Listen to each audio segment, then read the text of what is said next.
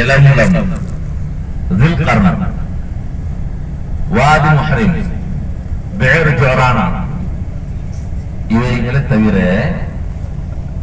வேற மீகாத்துகள் நான் படிச்சதாக ஞாபகம் எனக்கு இல்லை. ஆனா இந்த ஹரத்துக்கு எல்லைக்கு வாரத்துக்கு முன்னாடி வருகின்றவங்க, உம்ராவுக்கு ஹஜ்ஜுக்கு வரவங்க அந்த எல்லைக்குள்ள நுழைய முன்னாடி இஹ்ராம் கட்டணும்ங்கிறது மார்க்கத்தில் உள்ள விஷயம்.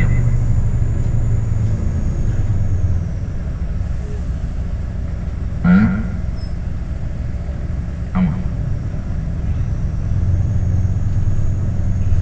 சரி, நீங்க சொல்ற சரிங்க. என்னண்டா ஒருத்தர் இந்த ஹரம் எல்லையில இருந்து இன்னொரு எல்லைக்கு இடையில உள்ளவரா இருந்தா அவரு அந்த ஈக்கிற இடத்துல இருந்து ஹராம் கட்டு வருவார். அவர் ஒரு எல்லையை ஒரு மீகாத்தை தேடி போயிட்டு ஹராம் கட்ட வேண்டிய தேவை இல்லை. இப்போ ஸல்லல்லாஹு சொன்ன மீகாத்து எங்கள்ல இருந்து ஒரு 20 கிலோமீட்டர் தூரத்துல இருக்குது. ஹரத்துடைய எல்லை இன்னொரு 20 மீட்டர் தூரத்துல இருந்தா நாங்க அதுக்கு நடுத்தரத்துல ஈக்கிறோம்டா, ஈக்கிற இடத்துல இருந்து இன்னொரு மீகாத்தை தேடி போயிட்டு இஹ்ராம் கட்டி வர வேண்டிய தேவையில்லை. ஈக்கிற இடத்துல இஹ்ராத்தை அணிந்து நாங்க எல்லைக்குள்ள நுழையக்கூடிய நேற்று சொல்லிட்டு. ஆமா ஆமா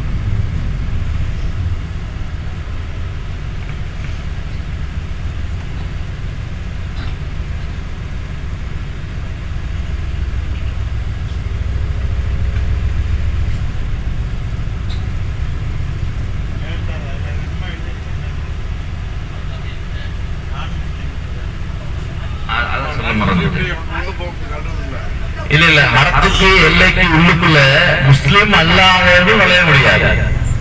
இந்த ஹத்துல் ஹரம் பார்த்தோம்ல, ஹரம் இல்ல புனித பூமி என்று நாங்க சொல்லக்கூடிய குர்ஆன் அல்லாஹ் தஆலா எங்களுக்கு சொல்லி காட்டிருக்கின்ற அந்த 2 எல்லைக்குறைகள், புனித பூமி மக்காவிலும் இருக்கிறது, மதீனாவிலும் இருக்கிறது.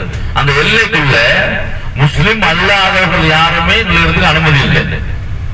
ஏண்டா முஸ்லிம் அல்லாத